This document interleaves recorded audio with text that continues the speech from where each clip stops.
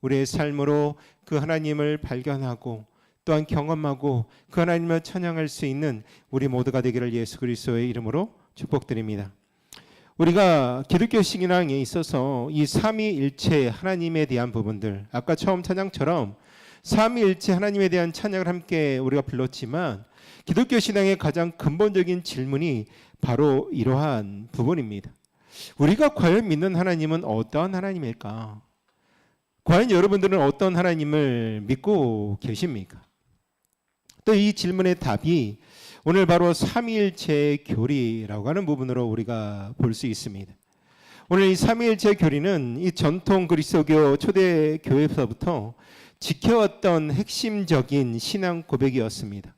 터툴리안에서부터 최초로 시작된 이 용어가 아프리카 카르타고와 라틴 교부들과 아구스티노를 거쳐서 발전되어졌습니다. 더 나아가 니케아 공회에서는 본질에 있어서는 하나이고 위격에 있어서는 삼이라고 하는 놀라운 고백을 통하여서 이 교리를 공식적으로 인정하였다라는 거죠. 그런데 우리가 이 삼위일체 교리를 우리가 바라봄에 있어서 우리가 확립하는 과정 속에 있어서 두 가지의 오류를 먼저 우리가 배제하고 이 말씀 가운데 서야 될 줄로 믿습니다. 첫 번째는 뭐냐면 삼신론이라고 하는 부분들을 우리가 조심하셔야 된다는 거지요. 세 분의 하나님은 세 분으로 되어져 있고 이 세 분이 본질적으로 다른 별개의 신이라고 우리가 해석해서는 안 된다라고 하는 사실입니다. 두 번째로는 양태론입니다. 이 세 위격을 실제적으로 개별 존재가 아니라 하나님의 서로 다른 표현 방식 정도로 이해하는 오해가 우리 가운데 생길 수도 있다는 거죠.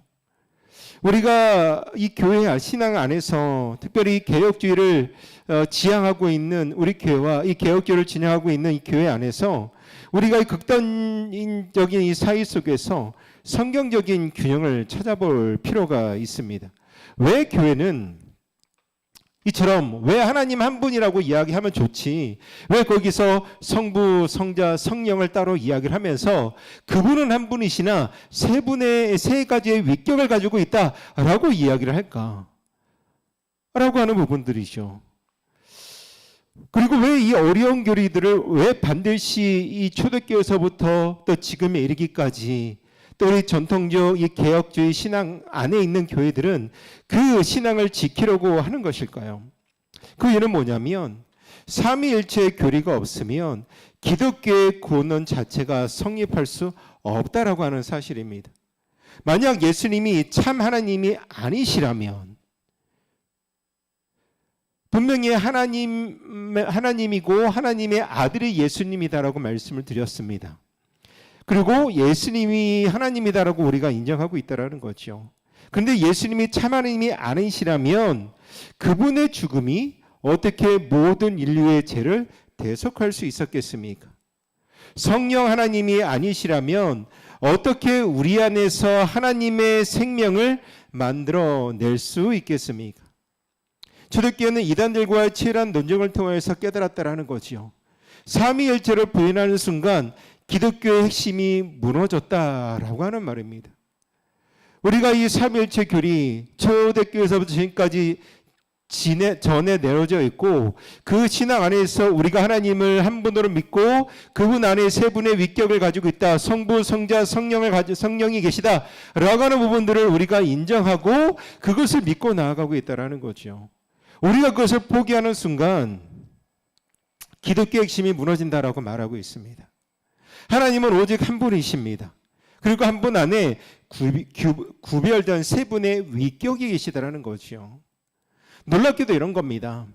호두 껍질에 모든 바람을 담지 못하듯이 우리의 제한된 이성으로는 완전히 이해할 수 없다라는 거죠. 그러나 이것이야말로 하나님의 신비롭고 영광스러운 본질, 이 삼위일체 교리가 바로 그러한 겁니다. 그리고 우리의 구원의 견고한 토대가 된다라는 거죠. 이렇게 얘기할 수 있지 않겠습니까? 어떻게 하나가 셋이고 셋이 하나냐? 라고 하는 의문이 생길 겁니다. 우리가 수학적으로 보면 맞지는 않습니다. 1 더하기 1은 2입니다. 그렇게 정했습니다. 그러나 이것은 단순한 수학 문제가 아니라 다 하나님의 본질적인 계시고 우리의 구원과 직접적으로 연결된 진리라는 거죠. 우리가 이 놀라운 진리를 차근차근 살펴보면서 교회가 2000년 동안 이 교리를 생명처럼 지켜왔고 또 이것이 우리의 구원과 신앙생활에 어떤 의미가 담겨져 있는지를 오늘 이 6번째 질문을 통하여서 함께 보았으면 좋겠습니다. 6번째 질문과 답이 무엇이었습니까? 하나님의 신격에는 몇 위가 계십니까? 라고 하는 소요리 문답 6번째 질문입니다. 그 답은 이렇습니다. 하나님의 신격에 3위가 계시니 성부와 성자와 성령이신데 이 3위는 한 하나님이시다 라고 하는 부분들이죠. 한 하나님이시다 라고 하는 부분을 먼저 볼 텐데 우리가 하나 확실히 해야 될 것은 하나님이 한 분이시다라고 하는 사실을 우리가 분명하게 볼 수 있어야 합니다. 성경은 처음부터 끝까지 이 진리를 일관되게 선언하고 있습니다. 신명기 6장 4절에 뭐라고 말씀하시냐면 이스라엘아 들으라 라고 말씀하시면서 우리 하나님 여호와는 오직 유일한 여호와시다라고 말씀하고 있습니다. 여호와는 어떤 분이시다? 유일하신 분이시다. 그리고 이사야서 45장 5절에도 나는 여호와라 나 외에는 다른 이가 없나니 나 외에 다른 신이 없다라고 말씀하셨습니다. 이것은 다신교나 우상숭배와 구별되는 기독교의 근본적인 특징이라는 것이죠. 우리가 믿는 하나님을 어떠한 다른 여러 신으로 섬기고 있지는 않습니다. 오직 한 분 하나님만을 예비하고 나아간다라는 거죠. 두 번째, 그런데 그 하나님은 세 분으로 부르고 있습니다. 우리가 이 말씀 속에서 놀라운 사실을 마주하게 된다는 거죠. 성경을 자세하게 보게 되면 성부 하나님만이 아니라 성자 예수님과 성령 하나님을 명확하게 하나님으로 계시하고 있음을 봅니다. 예를 들어서 요한복음 1장 1절에 보면 태초에 말씀이 계시니라 그 말씀이 하나님과 함께 계셨으니 이 말씀은 곧 하나님이시라 라고 말씀하고 있습니다. 여기서 이 말씀은 예수 그리스도를 가르치고 있고 그분이 하나님과 구별되는 동시에 하나님 자신이다라고 말씀하고 있다라는 거죠. 성령님도 마찬가지입니다. 사도행전 5장에 아나니아가 성령을 속인 것을 베드로가 이렇게 이야기를 합니다. 하나님을 속인 것. 고린도후서 13장 13절의 축도에서도 성부와 성자와 성령의 이름으로 라고 하는 동등한 위치에 그 모든 것들을 두면서 이야기하고 있음을 우리가 보게 되는 거죠. 우리가 이 말씀을 통하여서 오늘 성경이 가르치고 있는 이 놀라운 진리를 정리해 보면 이렇습니다. 하나님은 본질에 있어서는 한 분이시지만 위격에 있어서는 세 분이라고 말씀하여 주시고 있다라는 거죠. 그렇다면 본질은 뭐고 위격은 뭔지에 대한 부분들을 우리가 알아야 됩니다. 본질이라는 건 뭐냐면 하나님의 신성 자체라는 거죠.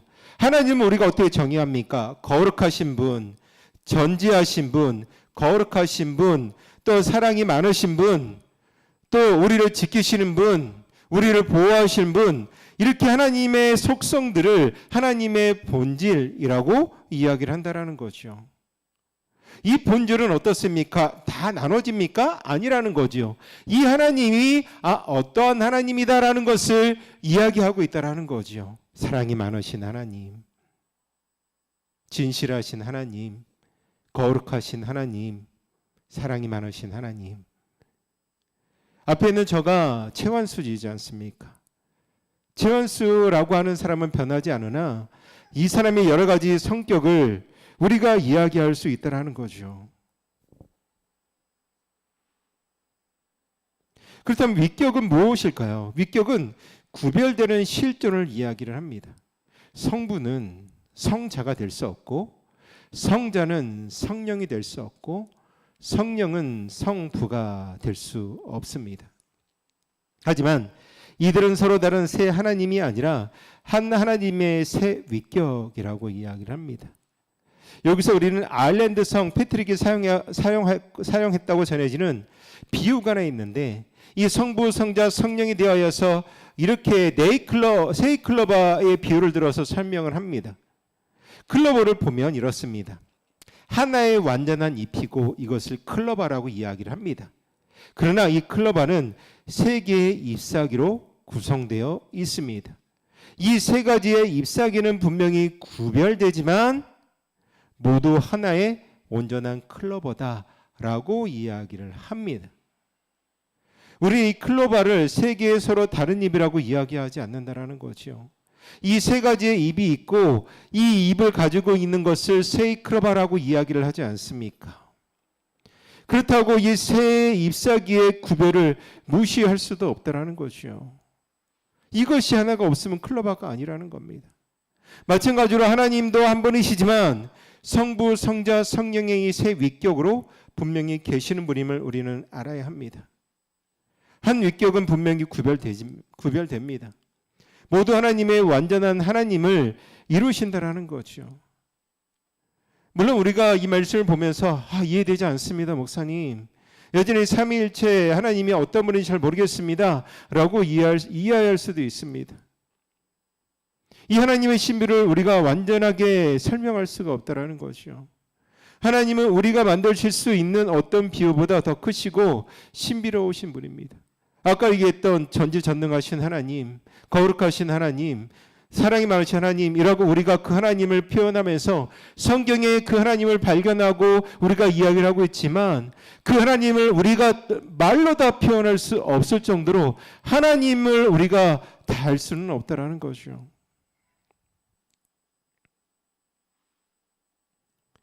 그런 하나님은 우리가 만들 수 있는 비유보다 더 크시고 신비로운 분이십니다.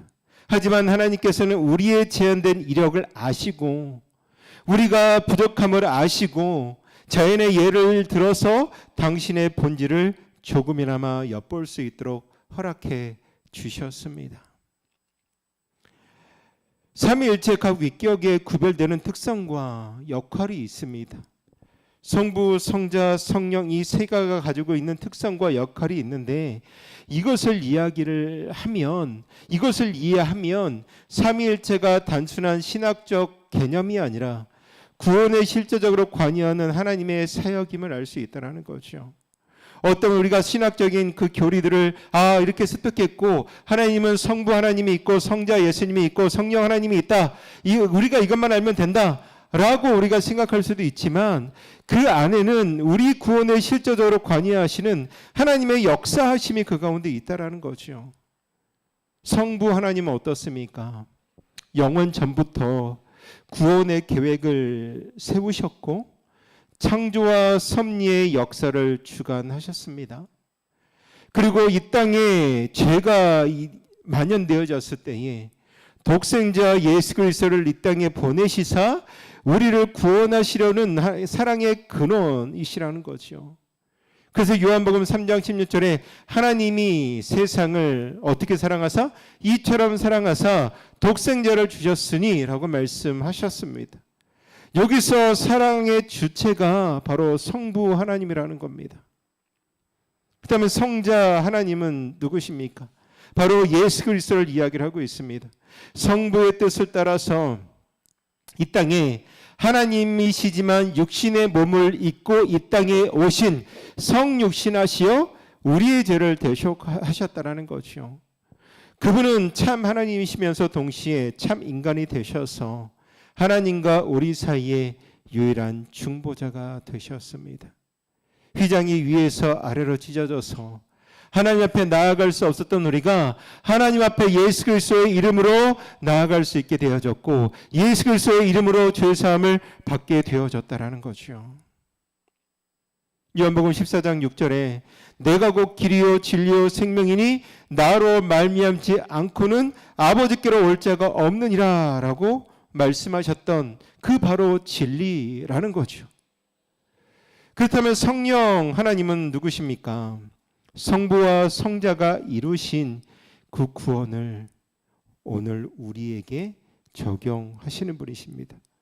성령께서는 우리를 거듭나게 하셨고 믿음을 주셨고 성화의 역사를 이뤄가는 것입니다.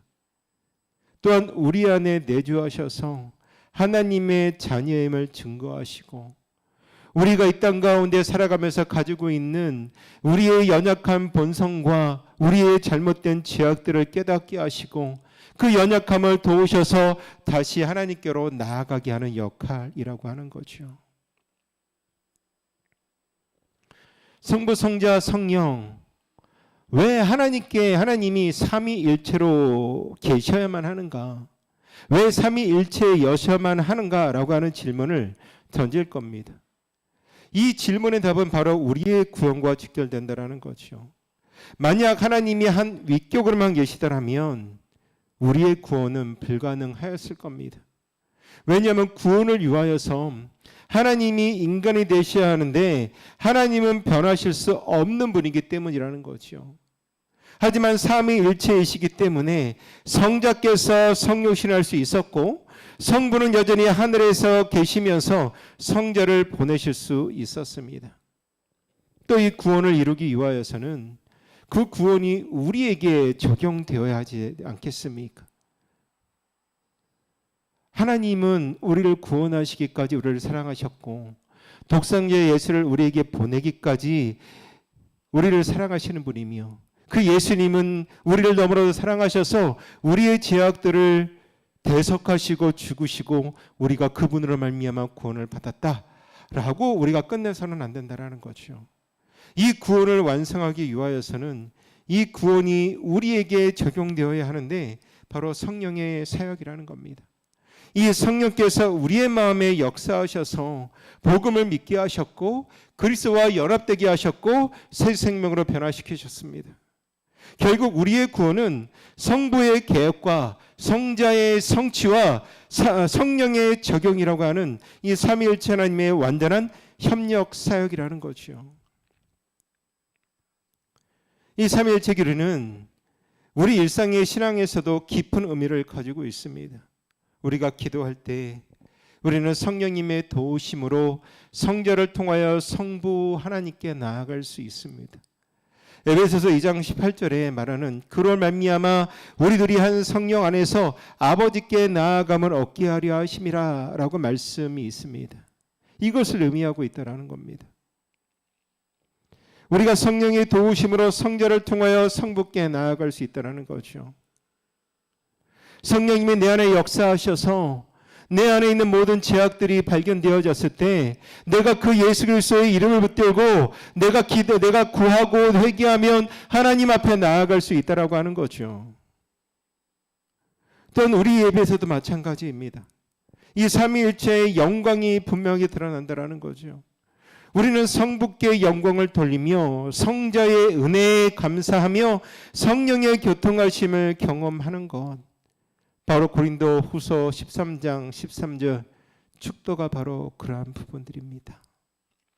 사랑하는 성도 여러분, 오늘 우리가 보았던 삼위일체 우리가 짧게 보았지만 우리가 하나님에 대한 부분들을 더 깊고 넓게 알아가면 알아서 더 깊이 들어갈 수밖에 없지만 우리가 짧게 이 말씀을 보면서 그래도 이해가 되지 않는 부분들도 있지 않겠습니까? 그러나 우리가 이해할 수 없을지라도 그것이 하나님의 신비이고 우리의 제한된 이성으로는 다 파악할 수 없는 진리라 할지라도 그것이 우리에게 있어서 놀라운 것이라는 것을 우리가 발견할 수 있어야 된다는 거죠. 하나님은 우리에게 어떤 분이십니까? 상상할 수 없을 정도로 크시고 신비로우신 분이십니다.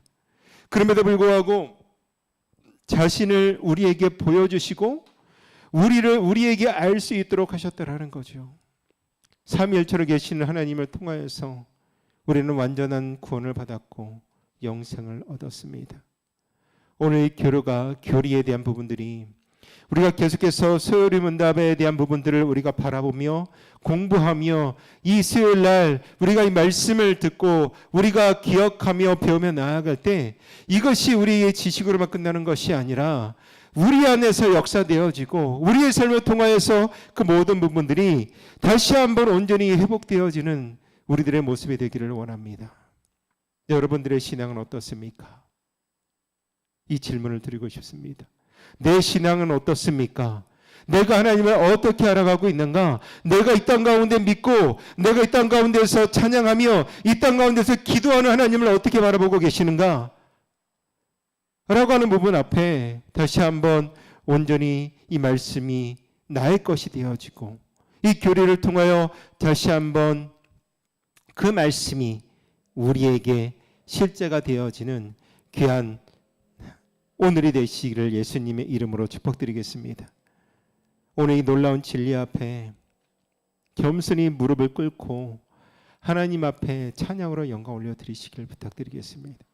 성부 하나님께 감사하며 성자 하나님의 구원에 감격하고 성령 하나님의 인도하심을 의지하며 살아가시기를 예수 그리스도의 이름으로 축복드리겠습니다.